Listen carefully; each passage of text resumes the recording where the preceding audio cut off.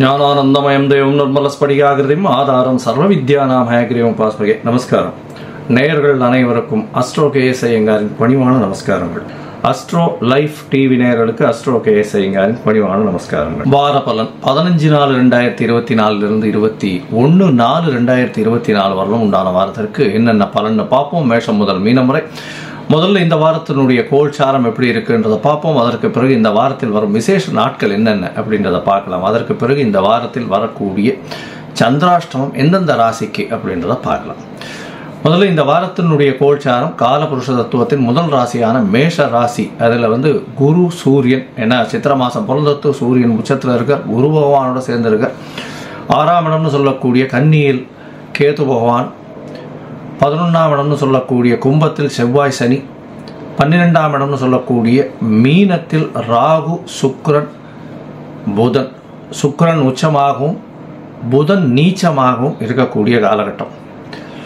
இந்த வாரத்தில் சந்திர பகவான் புனர்பூச நட்சத்திரம் மிதுன ராசியிலிருந்து அஸ்த நட்சத்திரம் கன்னியா ராசி வரலும் பயணம் பண்ணுறார். இந்த காலகட்டத்தில் பார்த்தாலேனால் நல்ல ஏற்றமான காலங்கள்லாம் இருக்குது. எந்தெந்த ராசிக்காரர்களுக்கு சந்திராஷ்டமம் அப்படின்னு பார்த்தோமேனால் விருச்சிகம், தனுசு, மகரம், கும்பம் இந்த 4 ராசிக்காரர்களுக்கு சந்திராஷ்டமம்.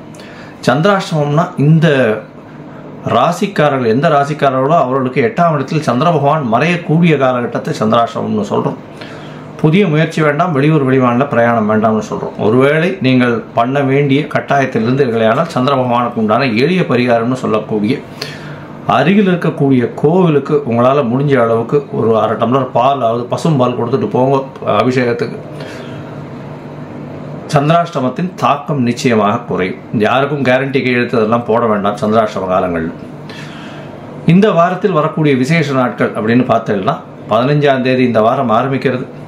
15ஆம் தேதி அன்னைக்கே சந்தான சப்தமி அப்படின்றது சுக்லபக்ஷத்தில் வரக்கூடிய 7ஆம் நாள். இந்த வாரத்தில் சந்தான சப்தமி. இதன் மூலியமாக என்ன அப்படின்னா, பொதுவாக அதாவது இந்த சந்தான சப்தமியின் பொழுது பார்த்தாலேயான குழந்தை பிராப்தி இல்லாதவர்கள் விரதம் இருக்கிறது ரொம்பவும் விசேஷம். அதன் மூலியமாக கிருஷ்ணனுக்கோ பாலகணபதிக்கோ அபிஷேகம் பண்ணி அவருக்கு பூஜை பண்ணுவதன் மூலியமாக குழந்தை பிராப்தி ஏற்படக்கூடிய வாய்ப்புகள் உண்டு. குழந்தைகள் நல்லா கல்வி பயணம்னு வேண்டிக் கொள்ளக்கூடிய காலகட்டமாக இருக்கும். இந்த 15ஆம் தேதி அன்னைக்கு பார்த்தோம்னா குழந்தை பிராப்தி இல்லாதவர்களுக்கு குழந்தை பிராப்திக்கு அன்னைக்கு போய் பக்கத்தில் இருக்கிற கிருஷ்ணர் கோவிலில் போய் சேவிச்சுட்டு வர்றதன் மூலியமாக குழந்தை பிராப்தி ஏற்படக்கூடிய பாக்கியம் உண்டு. இந்த வாரத்தில் பார்த்தேன்னா 17ஆம் தேதி ராமநவமி. ராமபிரான் அயோத்தி ராமநவமி ராமாயணத்தினுடைய ஒரு சிறப்பு இந்த தேசம் முழுக்கவே தெரியும். ராமர் கோயிலும் இப்போ கட்டி அதை இன்னும் மேலும் புனிதப்படுத்தியிருக்கார்கள். ராமநவமி, நவமி 9ஆம் நாள் சுக்லபக்ஷ நவமி அன்னைக்கு வரக்கூடியது ராமநவமி. அதுவும் கடக ராசியில் புனர்பூச நட்சத்திரத்தில் வரணும். சித்திர மாசமான கடக ராசி புனர்பூச நட்சத்திரம், சூரியன் உச்சத்தில் இருக்கக்கூடிய காலகட்டம். அதனால் இந்த நவமியில் சுக்லபக்ஷ நவமி ராமநவமின்னு சொல்கிறது. மதுராந்தகம் அதிலெல்லாம் ரொம்ப விசேஷமாக இருக்கும். மதுராந்தகத்தில் ஏரி காத்திரம் எல்லா ராமர் கோவில்லையும் ரொம்ப விசேஷம் இருக்கக்கூடிய காலகட்டமாக இருக்கும். அதை தவிர இந்த வாரம் 8ஆம் தேதி, அதாவது 21ஆம் தேதி, 8ஆம் தேதி தமிழ் மாதத்தில் 21ஆம் தேதி பார்த்தேன்னா மதுரை மீனாட்சி அம்மன் திருக்கல்யாணம்னு போட்டிருக்கோம். உத்தர நட்சத்திரம் அஸ்த நட்சத்திரம் வர்றது. மீனாட்சி அம்மனுடைய திருக்கல்யாணம் இந்த வாரம் நடக்கிறது. இதுவும் ஒரு பெரிய ஏற்றத்தை கொடுக்கக்கூடிய காலகட்டமாக இருக்கும். சரி, இந்த வாரத்தினுடைய மேஷம் முதல் மீனம் வரை உண்டான ராசிகளுக்கு என்னென்ன பலன் அப்படின்றத பார்ப்போம். அதற்கு முன்னாடி என்னுடைய மொபைல் நம்பர் ஸ்க்ராலிங்கில் போயிட்டு இருக்கோம். உங்களுடைய date, time, place of birth, உங்களுடைய நேம், பேரண்ட்ஸ் நேம் அனுப்பிச்சேன்னா உங்களுக்கு உண்டான ஜாதகத்தை போட்டு அதில் சந்தி இருக்கான்றதை பார்த்து பாத சந்தி, நட்சத்திர சந்தி, லக்ன சந்தி எது இருந்தாலும் அதன் வழியாக எந்த அளவுக்கு பலன்கள் மாறி இருக்கு, பலன்கள் என்ன இருக்குது, இப்போது உங்களுடைய கோச்சார பிரகாரம் என்ன பலன் இருக்குது, அதை தவிர உங்களுக்கு தசாபுக்தி அந்தரம் சூக்ஷ்மத்தின் வழியாக என்ன பலன் வருது, இந்த பிரச்சனைகளுக்கெல்லாம் இப்போ இருக்கக்கூடிய பிரச்சனைகள்லேருந்து தீர்வு காண்றதுக்கு என்ன எளிய பரிகாரம்ன்றதையும் சொல்கிறேன். அதற்குண்டான கட்டணம் என்னன்றதையும் சொல்கிறேன். அதை நீங்கள் அனுப்பினீங்கன்னா அவங்களுக்கு உண்டானதை வழிமுறைகளை சொல்கிறேன். சரி, இப்போ மேஷம் முதல் மீனம் வரை 15/4/2024 முதல் 21/4/2024 வரை உண்டான வாரத்திற்கு ஒரு ராசியாக பார்க்க. மீனம், பூரட்டாதி, உத்திரட்டாதி, ரேவதி இந்த 3 நட்சத்திரம் 9 பாதங்களை கொண்ட ராசி. ராசியின் அதிபதி குரு பகவான் ராசிக்கு 2ஆம் இடத்துல இருக்கிறது விசேஷம்.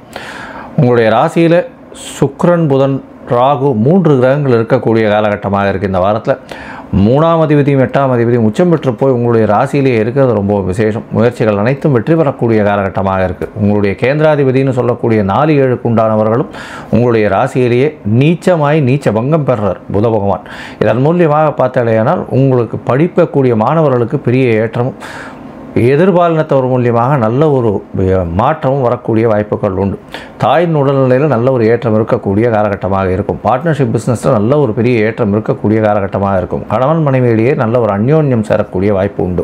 உங்களுடைய ராசிக்கு 12ஆம் இடத்துல சனி செவ்வாய் இருக்கிறதுனால கணவன் மனைவியிலேயே சிறு பிரிவுகள் இருக்கக்கூடிய காலகட்டம். சிறு பிரிவுன்னா வேலைக்காக வெளியூர் போகக்கூடிய வாய்ப்புகள் உண்டு. ஒரு 4-5 நாள் வெளியூர் போயிட்டு வர்றது, இல்லைன்னா ஷார்ட் டேர்ம் வெளிநாட்டுக்கு போய் அங்கே இருக்கிறது, இதெல்லாம் வரக்கூடிய வாய்ப்பு. பணவரவிற்கு பஞ்சம் இருக்காது. ஏன்னா தனகாரகன் அப்படின்னு சொல்லக்கூடிய குரு பகவானே 2ஆம் இடத்துல போய் இருக்கிறதும், தனஸ்தான அதிபதி 12ஆம் இடத்துல இருக்கிறதுனாலையும் செலவுகள் கொஞ்சம் அதிகமாக இருக்கக்கூடும். தேவையற்ற செலவுகளில் அதிகமாக இன்வெஸ்ட் பண்ண வேண்டி இருக்கும். தேவையற்ற செலவுகளில் நீங்கள் உங்கள் பணத்தை போடுவீங்க.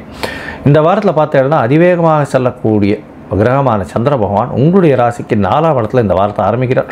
அதாவது 15/4/2024 21/4/2024 வரலும் உண்டான வாரத்தில் சந்திர பகவான் உங்களுடைய ராசிக்கு 4ஆம் இடத்துல இந்த வாரம் 15ஆம் தேதி ராத்திரி ஒரு 12-12:30 மணி வரலும் இருக்கார். அதாவது 16ஆம் தேதி அதிகாலை 00:30 ஹவர்ஸில் இருக்கக்கூடிய காலகட்டமாக இருக்குது. 4ஆம் இடத்துல இருக்கும் பொழுது தாயின் உடல்நிலையில் நல்ல ஏற்றம் இருக்கும். 4ஆம் அதிபதியும் நீச்சபங்கம் பெற்றிருக்கிறதுனால உங்கள் குழந்தைகளுடைய படிப்பு நல்லபடியாக இருக்கும். அதை தவிர அதாவது ஏர்லி ஸ்டேஜ் ஆஃப் எஜுகேஷன் சொல்லக்கூடிய 10வது படிக்கிறவர்களுக்கெல்லாம் நல்ல ஒரு மார்க் எடுக்கக்கூடிய வாய்ப்புகள் நிச்சயமாக உண்டு. உங்களுடைய ராசிக்கு 5ஆம் இடத்துல சந்திர பகவான் போகிறார். ஆட்சி பெற்று போய் 5ஆம் இடத்துல இருக்கக்கூடிய காலகட்டம். இதன் மூலியமாக பார்த்தேன்னா 16ஆம் தேதி காத்தாலிருந்து 18ஆம் தேதி 10 மணி கார்த்தால வரலும் இருக்கக்கூடிய காலகட்டமாக இருக்குது. 10-10:30 மணி வரலும் இருக்கார். இதனால் உங்களுக்கு பதவி புகழ் அந்தஸ்து கௌரவம்லாம் வரக்கூடிய வாய்ப்பு. குழந்தைகள் மூலியமாக நல்ல ஒரு ஏற்றம், குழந்தை பிராப்தி ஏற்படக்கூடிய காலகட்டமாக இருக்கும். குடும்பத்தில் நல்ல ஒரு குதூகலமான சம்பவம் நடக்கக்கூடிய காலகட்டமாக இந்த வாரம் அமைகிறது. இந்த வாரத்தில் உங்களுடைய ராசிக்கு 6ஆம் இடத்துல சந்திர பகவான் போகிறார். அது 18ஆம் தேதி கார்த்தால ஒரு 10 மணியிலிருந்து 20ஆம் தேதி ராத்திரி ஒரு 10:30 மணி வரலும் இருக்கக்கூடிய காலகட்டம். 6ஆம் இடத்தில் சந்திர பகவான் மறைந்திருந்தாலும் அவர் 5ஆம் அதிபதி 6ஆம் இடத்துல இருக்கிறதுனால குழந்தைகள் வெளிநாடு போகிறதுக்குன்னு புதிய கடன் வாங்கக்கூடிய பாக்கியம் உண்டு. ஏன்னா குரு பகவானும் பார்க்குறார். அதனால் குரு சந்திர யோகம் அமையிறது. செவ்வாயோடு சேர்ந்து செவ்வாயும் பார்க்கறதுனால சந்திர மங்கள யோகம் அமையிறது. புனர்ப்பு யோகம் சனி பகவான் பார்க்கறதுனால அமையிறது. இதன் மூலியமாக பார்த்தோன்னா புதிய கடன் வாங்கக்கூடிய வாய்ப்பு உண்டு. புதிய வேலை அமையக்கூடிய வாய்ப்பு உண்டு. சிறு தடங்கள் மூலியமாக சிறு வேலைகள் அமையக்கூடிய வாய்ப்பு உண்டு. அரசு சார்ந்தவர்களுக்கெல்லாம் பெரிய ஏற்றம் கிடைக்கக்கூடிய காலகட்டம். ஏன்னா 6ஆம் அதிபதி 2ஆம் இடத்துல உச்சம் பெற்று போயிருக்கிறதுனால உங்களுடைய பேச்சில் நல்ல ஒரு பரிமளிப்பு இருக்கும். எந்த ஒரு காரியத்தில் எடுத்தாலும் வெற்றி பெறக்கூடிய வாய்ப்புகள் நிச்சயமாக உண்டு. உங்களுடைய ராசிக்கு பார்த்தலையானால் 7ஆம் இடத்துல சந்திர பகவான் போகிறார். அது 20ஆம் தேதி ராத்திரியிலிருந்து 23ஆம் தேதி கார்த்தால 10 மணி வரலும் இருக்கார். இந்த காலகட்டத்தில் சப்தமத்தில் கேத்துவோட சம்பந்தம் இருக்கிறதுனால பார்ட்னர்ஷிப் பிஸ்னஸில் ஒரு நல்ல ஒரு ஏற்றம் கிடைக்கும். இருந்தாலும் பார்ட்னர் சிறு விஷயங்களில் ரொம்ப நோண்டி பார்க்கக்கூடிய பாக்கியம் நிச்சயமாக உண்டு. உங்களுடைய ராசிக்கு 7ஆம் இடத்துல சந்திர பகவான் இருக்கிறதுனால அதாவது கணவன் மனைவிக்குள்ள ஒரு ஒற்றுமை சிறிதளவு குறையக்கூடிய வாய்ப்புகள் நிச்சயமாக உண்டு. இதை தவிர பார்த்தோம்னா உங்களுடைய ராசிக்கு 7ஆம் இடத்துல சந்திர பகவான் இருக்கிறதுனால நண்பர்கள் வட்டாரங்களில் சிறு பிரச்சனைகள் இருக்கக்கூடிய பாக்கியம் இருக்கும். மொத்தத்தில் பார்த்தோம்னா இந்த வாரத்தில் உங்களுடைய ராசிக்கு மீன ராசிக்கு 7 சனி இருக்குது. அதை தவிர வெளியூர் சம்பந்தமாக நல்ல ஒரு செய்தி வரக்கூடிய பாக்கியம் உண்டு. இம்போர்ட் எக்ஸ்போர்ட் பிஸ்னஸ் பண்ணுறவங்களுக்கு நல்ல ஒரு ஏற்றம் இருக்கும். உடல் நலத்தில் நல்ல ஒரு ஏற்றம் இருக்கும். முயற்சிகள் அனைத்தும் வெற்றியடையும். தாயின் உடல்நிலையில் நல்ல ஒரு சந்தோஷமான விஷயம் கிடைக்கும். தந்தையின் உடல்நிலையில் நல்ல ஒரு ஏற்றம் இருக்கும். தேவையற்ற செலவுகளை கொஞ்சம் தவிர்ப்பது நல்லது. கொஞ்சம் இது என்ன சொல்கிறது, சுற்றல் கொஞ்சம் அதிகமாக இருக்கும். அதாவது அலைச்சல் அதிகமாக இருக்கக்கூடிய காலகட்டமாக இந்த வாரம் அமைய போகிறது. வேலைக்காக வெளியூர் வெளிமாநிலம் வெளிநாடு செல்லக்கூடிய பாக்கியம் கிடைக்கக்கூடிய காலகட்டமாக இருக்கும். மொத்தத்தில் இந்த வாரம் நல்ல ஒரு ஏற்றமான பணவரவு மிகுந்த வாரமாக இருக்கக்கூடிய காலகட்டம். நீங்கள் அருகில் இருக்கக்கூடிய தட்சிணாமூர்த்தியை போய் வழிபட்டு வாங்கும். தட்சிணாமூர்த்தியை வழிபடுறதும் ஆஞ்சநேயரை வழிபடுறதும் விநாயகரை போய் வழிபட்டு வர்றதும் பெரிய ஏற்றத்தையும் மாற்றத்தையும் உங்களுக்கு இந்த வாரத்தில் கொடுக்கும். லோகா சமஸ்தா சுகினோ பவந்து. நன்றி, நமஸ்காரம்.